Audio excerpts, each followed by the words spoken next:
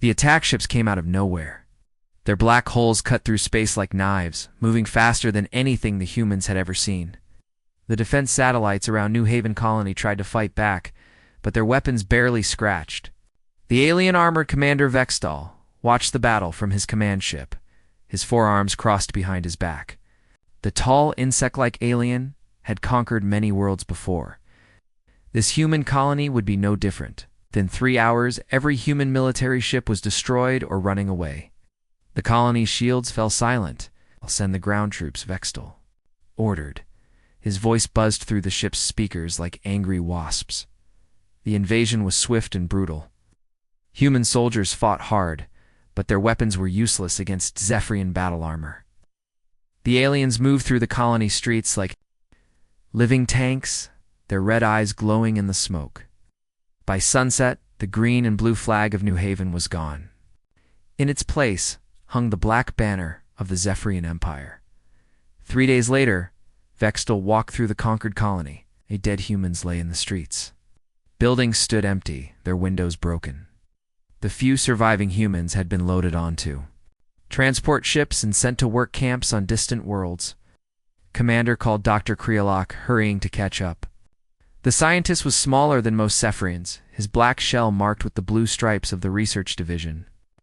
"We found something interesting beneath the medical center." Vextal followed the doctor down a long metal stairway. The human medical facility was built deep underground, protected by thick concrete walls. Emergency lights cast strange shadows on the walls.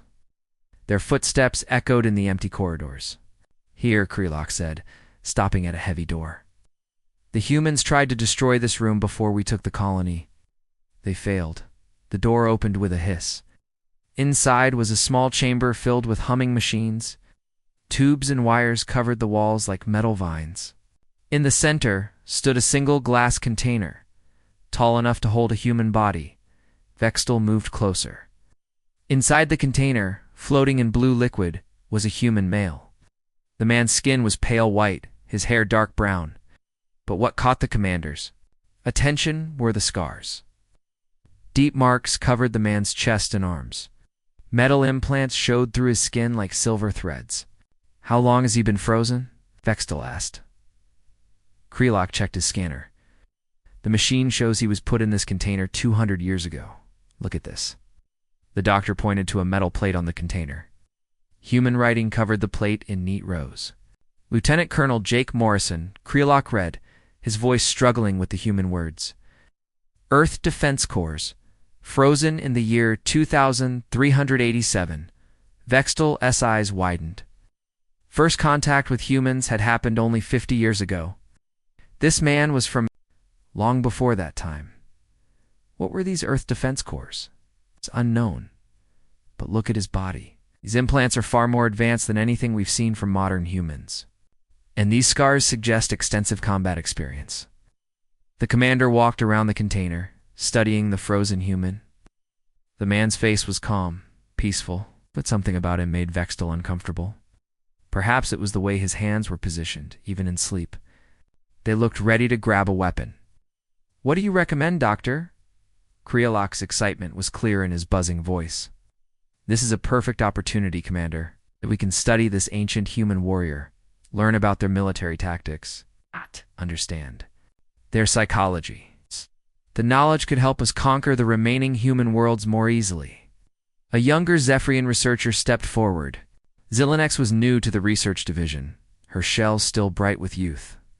"Doctor, perhaps we should be careful. This human looks dangerous." "Dangerous?" Kreolok laughed, a sound like breaking glass. "He's been frozen for 2 centuries. Knows nothing about current technology or military strategy. He'll be completely helpless." Vextal studied the human's face again.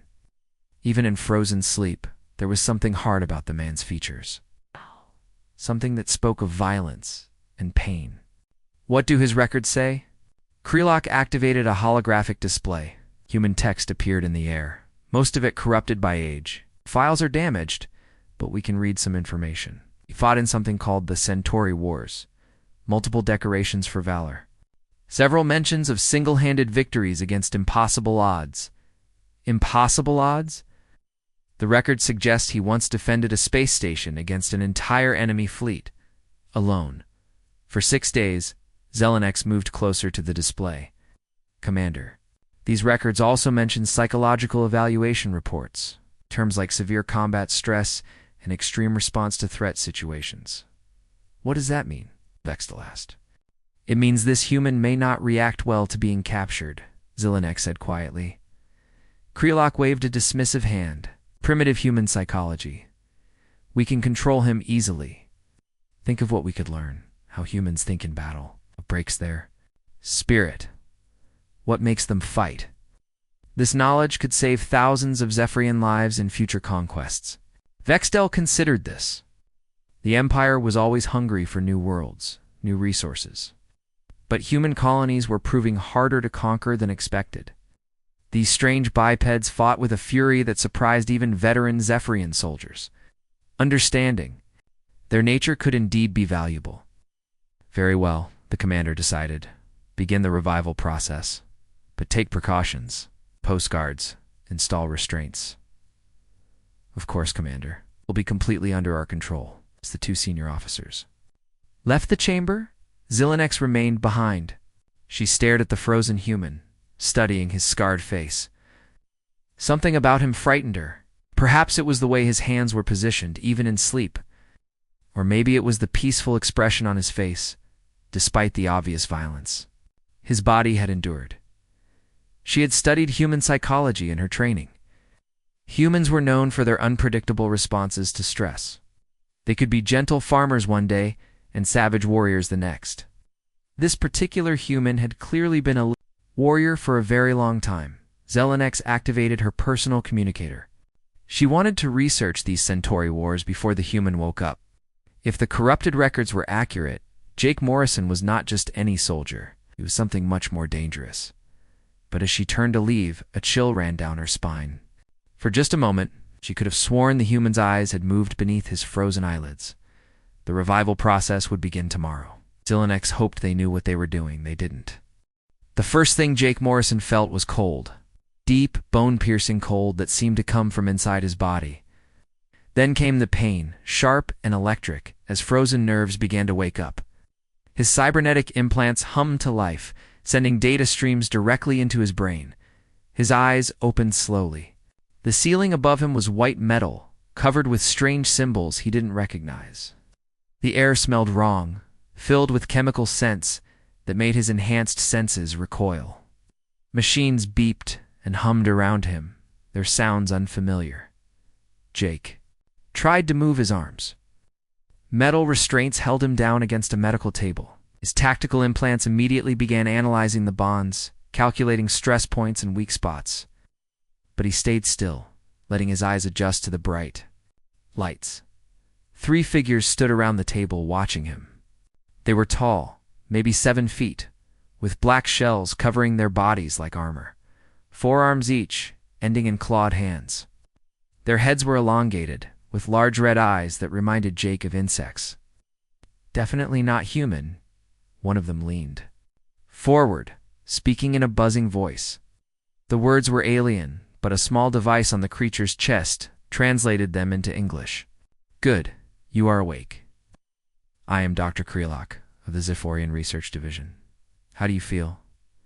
Jake tested his voice. His throat was dry, rough from 2 centuries of sleep. Like I've been dead for a long time. Not dead, frozen, for exactly 213 years. The number hit Jake like a physical blow. 200 years. Everyone he had known was dead. Earth, his home, his unit. All of it was ancient history now. His enhanced metabolism had kept him alive, but everything else was gone. Where am I? You're aboard a Zephyrian research station. We found you on the human colony of New Haven. Krelok's voice carried satisfaction, like a teacher explaining a successful experiment. New Haven. Jake searched his memory implants. That was a farming world. No military value. We conquered it 3 days ago. The humans there put up little resistance. Something cold and angry began to build in Jake's chest. You conquered it? Of course. The Zephyrian Empire has taken control of several human worlds. Your species proved easier to subdue than we expected. Jake's implants were working faster now, analyzing everything around him. The restraints were electronic, controlled by a small panel near his feet. Aliens carried no visible weapons, though their claws looked sharp. The room had one exit, currently blocked by 2 guards outside. "Tell me about these wars," Jake said, keeping his voice calm. Kreolok seemed pleased by the question. "Your species was contacted by galactic civilization 50 years ago. Since then, humans have spread to dozens of worlds, but you remain weak, disorganized. The Empire decided to claim your territory for more useful purposes. How many colonies have you taken? 12 so far? The process has been quite simple.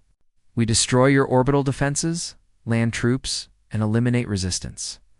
The surviving humans are relocated to work camps." Ow. Jake's hands clenched into fists. The restraints sparked as his enhanced strength strained against them. "You're talking about genocide." "We prefer the term efficient resource management," another alien said. This one was taller than Kreolok, with gold markings on his shell.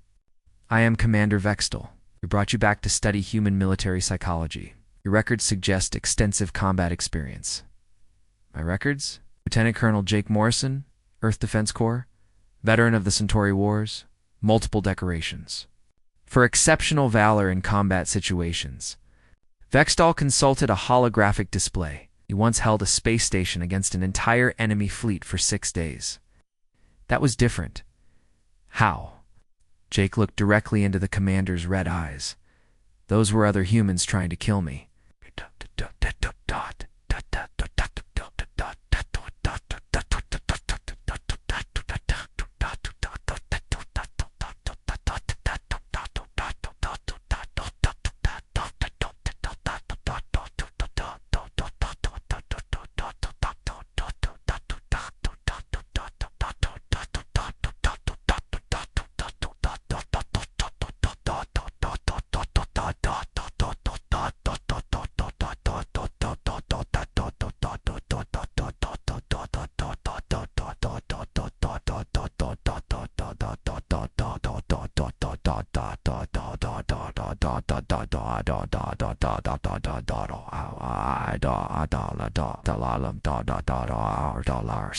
Aliens. That changes everything. Something in his tone made the third alien, a smaller female, step back nervously. But Kreolok moved closer, excited. "Excellent. This is exactly the kind of psychological insight we need. Tell me what drives human aggression. What breaks human morale?" "Oh. You want to know what breaks human morale?" "Yes, precisely." "Oh." And somehow that expression was more frightening than any scream. "Nothing breaks human morale, Doctor." "That's what you don't understand about us. Impossible. Every species has breaking points. Not humans. You can kill us, sure, but you can't break us. And when you try, we just get angry." Vextel leaned forward. "Your colonies fell within hours. Your people surrendered quickly. Those were civilians, farmers, and traders. You haven't fought human soldiers yet, but we have your technology. Superior. Weapons. Faster ships." Jake's cybernetic implants were analyzing the room's systems, finding connections and weaknesses. 2 centuries of advancement had made human technology more sophisticated, but the basic principles remained the same. These aliens had made a crucial mistake. "Technology doesn't win wars," Jake said quietly. "People do. And you just woke up someone who's very, very good at killing people." The restraints around his left wrist began to spark. Jake's enhanced strength, boosted by 2 centuries of advanced augmentation, was slowly overloading the electronic locks. Notice the sparks. "Interesting. Your physical modifications are more extensive than we realized." "Doctor," the female alien said urgently, "perhaps we should increase security measures." "Nonsense, Zylonex. He's completely contained."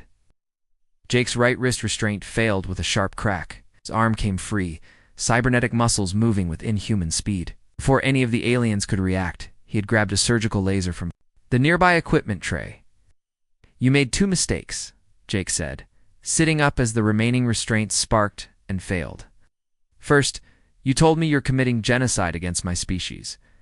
The surgical laser hummed to life in his hand, its beam capable of cutting through metal.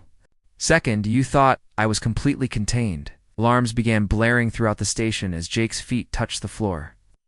The two guards outside rushed into the room, but Jake was already moving.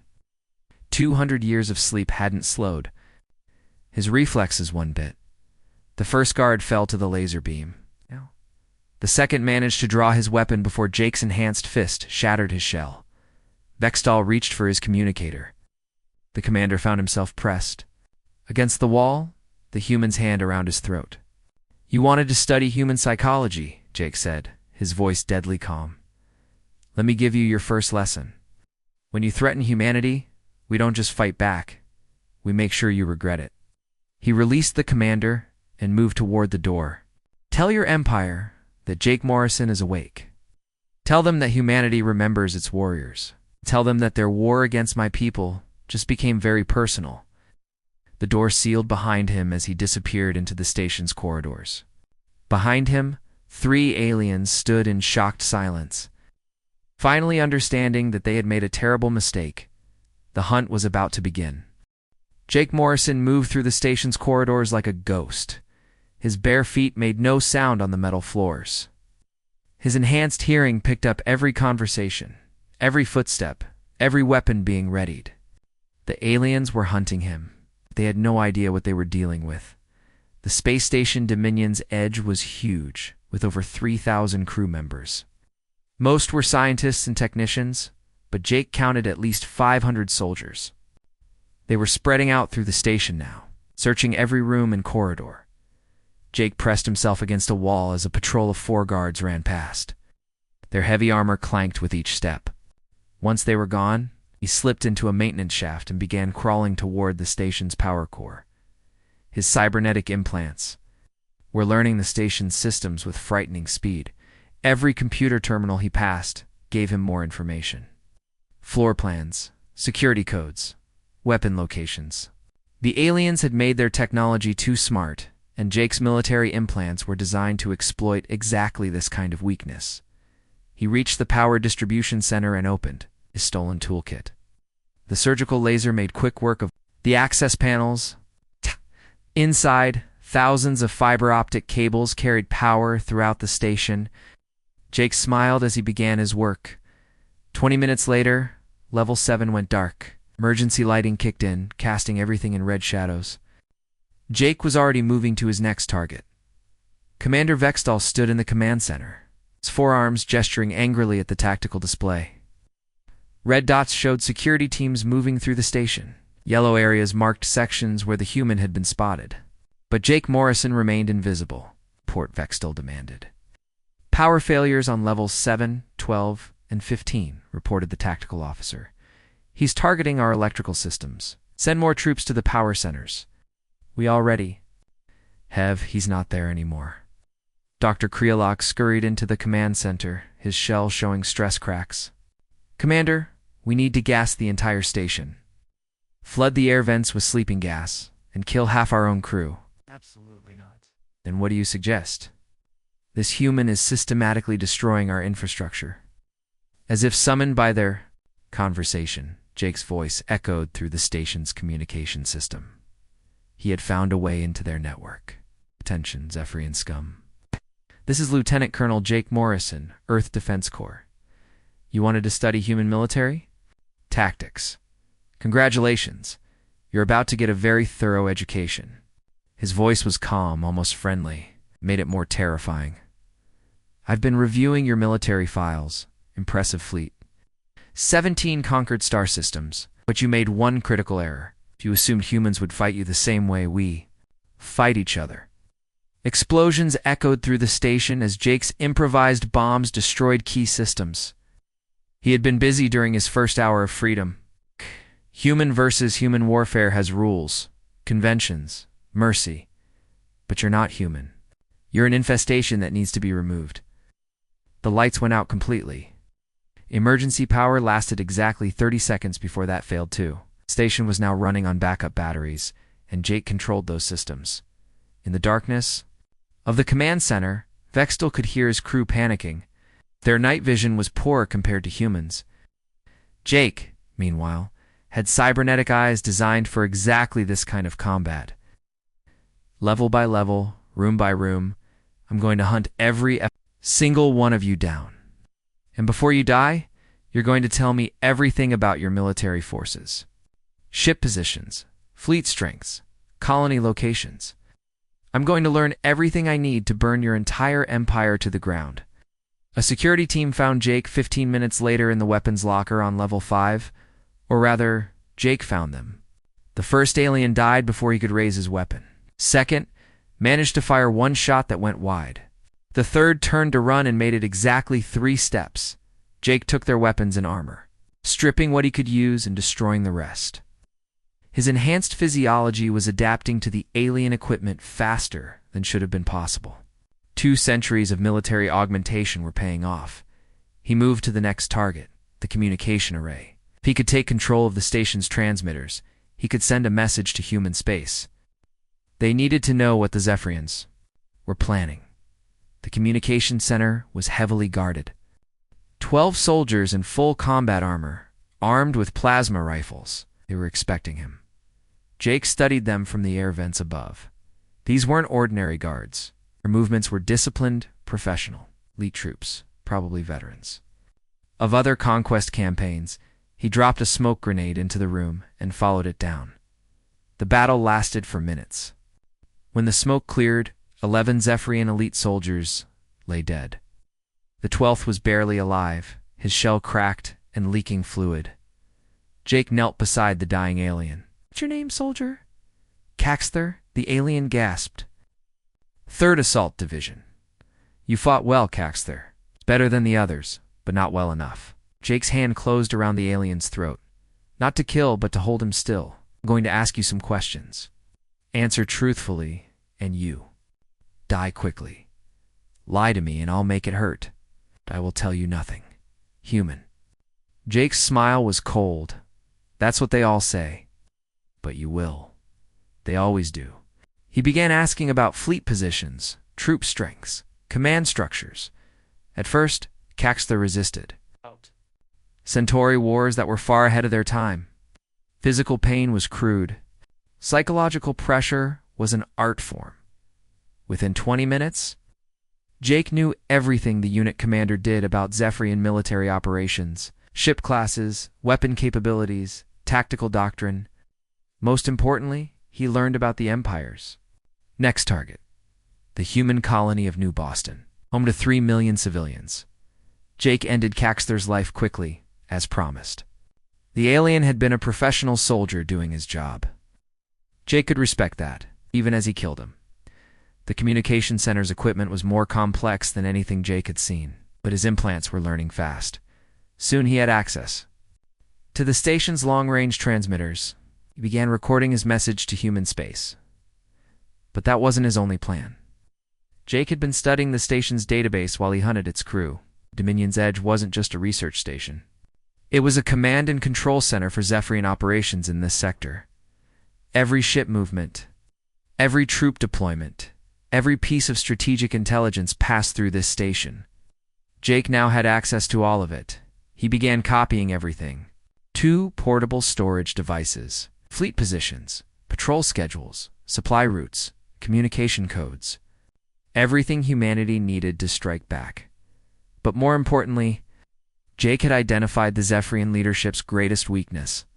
They thought like conquerors, not like soldiers. They planned campaigns to control territory, not to destroy enemies. They fought to win quickly and move on. Humans fought to win completely. As Jake prepared his data packages for transmission to human space, he could hear Vextal's voice over the station's emergency channels. The commander was growing desperate, ordering increasingly extreme measures. Gas the entire station if necessary. Jettison whole sections into space. Do whatever it takes to stop him. But Jake was already 3 moves ahead. He had anticipated every desperate measure they might try. Zephyrians were playing checkers while he played chess. And he was very, very good at chess. Jake Morrison stood in the command center of Dominion's Edge, surrounded by the bodies of Zephyrian officers. His stolen armor was scorched and dented from the final battle. Blood dripped from cuts on his face, but his eyes burned with cold determination. Commander. Vextel lay dying at Jake's feet, his forearms twisted at unnatural angles. The alien's breathing apparatus sparked and wheezed, damaged beyond repair. Around them, control panels flickered with emergency lights. "You have doomed your entire species," Vextel gasped through his broken translator. "The Empire will crush humanity for this." Jake knelt beside the dying commander. "Your Empire made a mistake 200 years ago. They should have killed every human in the galaxy when they had the chance." "What do you mean? You left us alive long enough to get angry." Jake stood and walked to the main communication console. His cybernetic implants interfaced directly with the alien technology, bypassing security protocols that had taken the Zephyrians decades to develop. Within minutes, he had complete control of the station's long-range transmitters. The communication array was powerful enough to reach every corner of the Zephyrian Empire. Military frequencies, civilian channels, government networks. Jake could broadcast to them all simultaneously. He activated the recording system and began to speak. "This message is for every Zephyrian in the galaxy. My name is Lieutenant Colonel Jake Morrison, Earth Defense Corps. 200 years ago, I was humanity's best soldier. Today, I am your worst nightmare." His voice carried across 17 star systems, reaching military command centers and civilian colonies alike. Zephyrian families heard his words during their evening meals. Soldiers received them during briefings. Government officials listened in growing horror from their secure bunkers. "You have made war on my species. You have conquered our colonies, killed our people, and enslaved our children. You did this because you thought we were weak. You were wrong." Jake played recordings of the dying screams he had collected during his hunt through the station. Zephyrian voices begging for mercy. In their own language, the sounds echoed across their empire's communication networks. "These are the sounds your soldiers made when they met a human warrior. Listen carefully. You will be hearing a lot more of them soon." The psychological impact was immediate and devastating. Zephyrian civilians had been told their military was invincible. Their soldiers were trained to believe humans were inferior. But Jake's voice carried an undertone of menace that translated across species barriers. This was the sound of something that could not be reasoned with, negotiated with, or stopped. Jake continued his broadcast, his enhanced vocal cords projecting authority and threat in frequencies that made Zephyrian nervous systems respond with instinctive fear. "I have studied your military databases. I know where your fleets are positioned. I know which colonies are defended and which are vulnerable. I know your supply routes, your communication codes, and your tactical weaknesses." This was not an idle boast. Jake had spent hours downloading everything from the station's military computers. Fleet positions, troop strengths, weapon capabilities, command structures. He now possessed intelligence that some Zephyrian generals had never seen. But more importantly, I understand something about humans that you never learned. We do not fight for territory. We do not fight for resources. We fight for each other. Jake activated a holographic display showing images from the conquered human colonies. Cities in ruins, human families being loaded onto transport ships, children crying as they were separated from their parents. Every human you killed had friends. Every child you enslaved had parents. Every colony you burned had neighbors who will remember. And now those humans know that their species has warriors who never give up, never surrender, and never forgive. The transmission reached human space through automated relay stations. On dozens of human worlds, military commanders received Jake's signal and began decoding the massive data package he had attached. Fleet positions, defensive capabilities, patrol schedules, everything they needed to plan their counterattack. Jake walked to the tactical display in the center of the command room. 17 star systems appeared in three-dimensional detail, showing every Zephyrian colony, every military base, every civilian population center. Your empire controls 17 star systems. That ends today. I am transmitting complete military intelligence to every human fleet in the galaxy. Your defensive positions are now known. Your supply lines are compromised. Your tactical advantages are gone. He began marking targets on the display, uploading his recommendations directly into the broadcast. Not military targets, but civilian infrastructure. Power plants, communication centers, population hubs. Jake was teaching humanity to wage total war. He wanted to study human military psychology. Allow me to complete your education. When humans go to war, we do not seek victory. We seek the complete destruction of our enemies. Jake's implants were working faster now, analyzing years of Zephyrian military data in minutes. He identified their most critical vulnerabilities, their deepest fears, their psychological pressure points. Your species fears extinction. Good. That fear will serve you well in the coming months, because extinction is exactly what I am bringing to your empire. The broadcast continued for another hour as Jake methodically destroyed every piece of equipment on the station. But he left the communication systems running, repeating his message on endless loop. Every Zephyrian in the galaxy would hear his words. As Jake prepared to leave the command center, he noticed movement on one of the auxiliary screens. A Zephyrian escape pod had launched from the station's lower levels. Someone had survived his hunt. Jake smiled. Perfect. Survivors would spread word of what happened here. Fear was a weapon, and Jake intended to use it fully.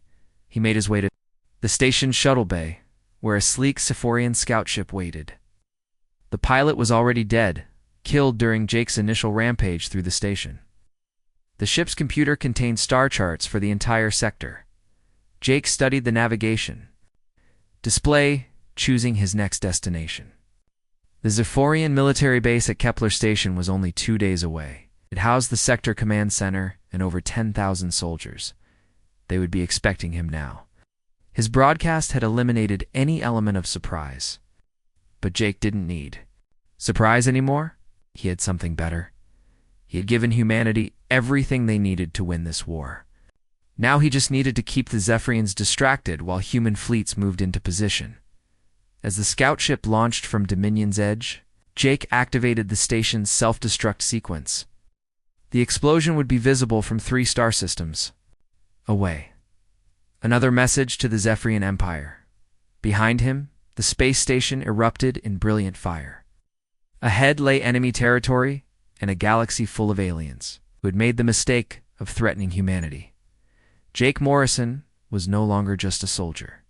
He was the living embodiment of human vengeance, and he was just getting started. The war had truly begun. 3 months had passed since Jake Morrison's broadcast echoed across the Zephyrian Empire. The galaxy had changed in ways no alien could have imagined. Admiral Kate Hudson stood on the bridge of the human battleship Retribution, watching enemy ships burn in the void before her. The Zephyrian fleet had been larger, better armed, and more experienced. It hadn't mattered. Enemy flagship is requesting surrender terms, reported her tactical officer. Denied, Kate said without hesitation. Continue firing until nothing remains. The human fleet fought with a brutality that shocked even veteran Zephyrian commanders. They targeted life support systems to make enemy crews suffocate slowly. They broadcast the dying screams of Zephyrian civilians over military frequencies. They made war personal and psychological, exactly as Jake Morrison had taught them. Kate had studied Jake's intelligence package for weeks after receiving his transmission.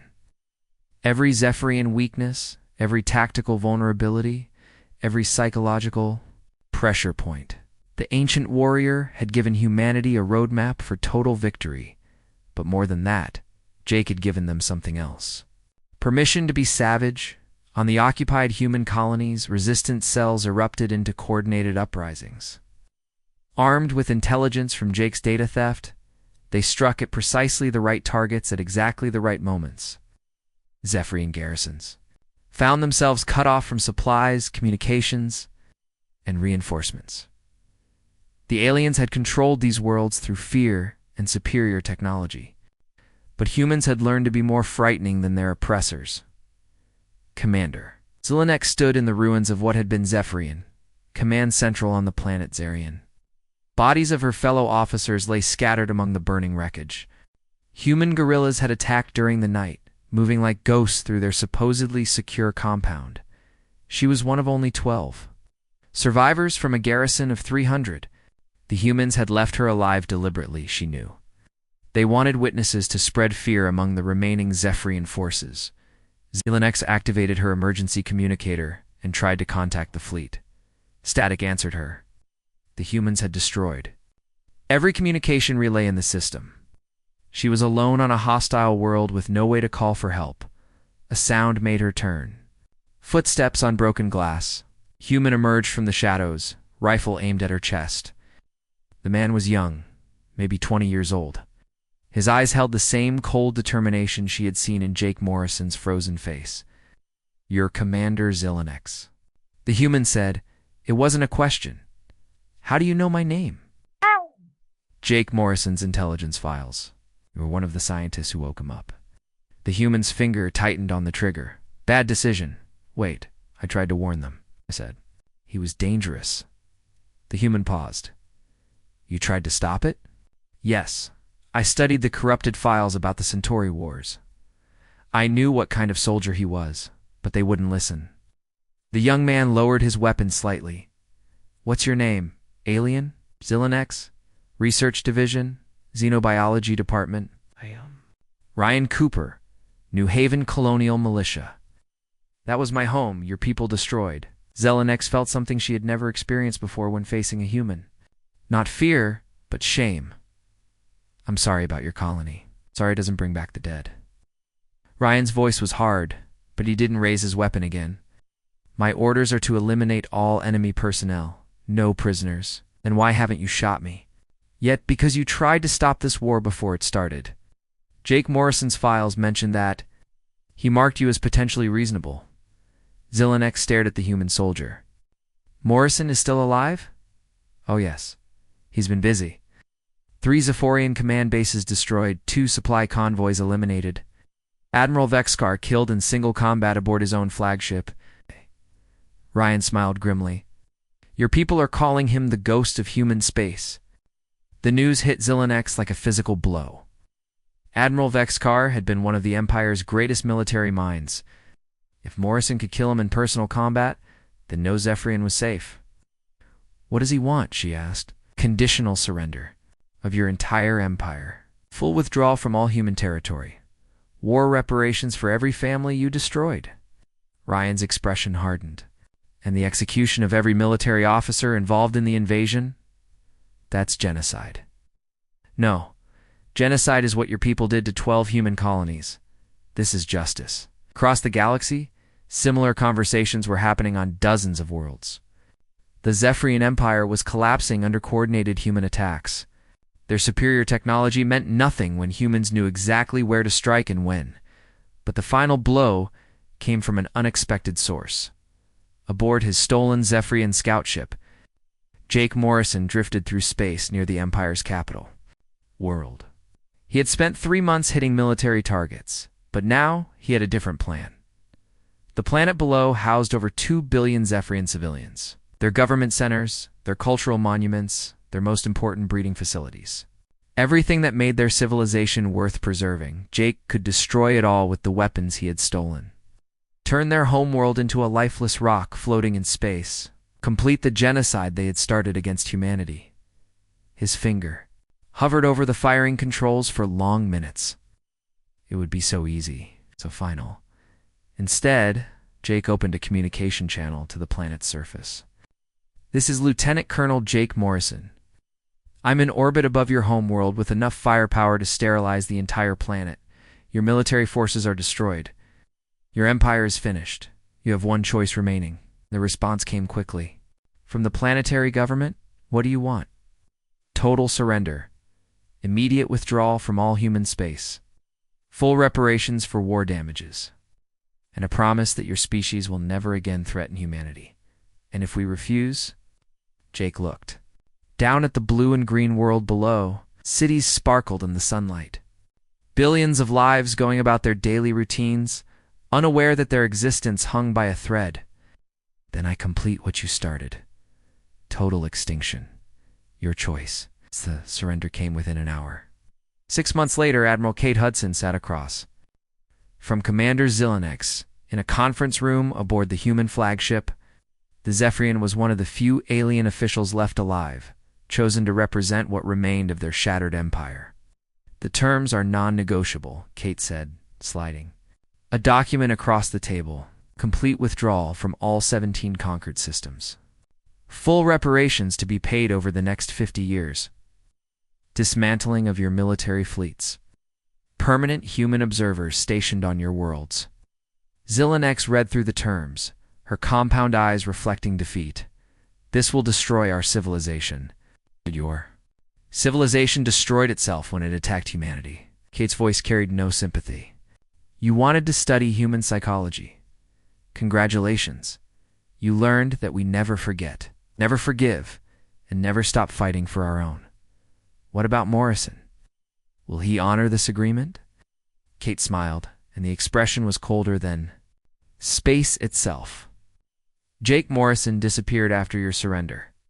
Some say he returned to cryogenic sleep, waiting for the next threat to humanity. Others believe he's still out there, patrolling the galaxy's dark corners." She leaned forward, her eyes boring into the aliens. "But every species in this galaxy now knows one thing for certain. Humanity has warriors who never die, never surrender, and never show mercy to those who threaten our people. Your empire learned that lesson too late." Zelenex signed the surrender documents with a trembling claw. She did. She thought about the frozen human they had found beneath New Haven's medical center. Such a simple discovery, such a catastrophic mistake. The Zephyrian Empire had lasted for 3,000 years. It had conquered dozens of species and claimed hundreds of worlds. All of that history, all that power, brought down by one human soldier who refused to stay dead. In the end, they had gotten exactly what they wanted: a complete understanding of human military capability. The lesson had cost them everything. Humanity's greatest strength wasn't their technology or their tactics, it was their memory. They remembered every friend lost, every colony burned, every child who died afraid, and they made sure their enemies remembered too. The war was over. Humanity had won. And the galaxy would never underestimate human soldiers again.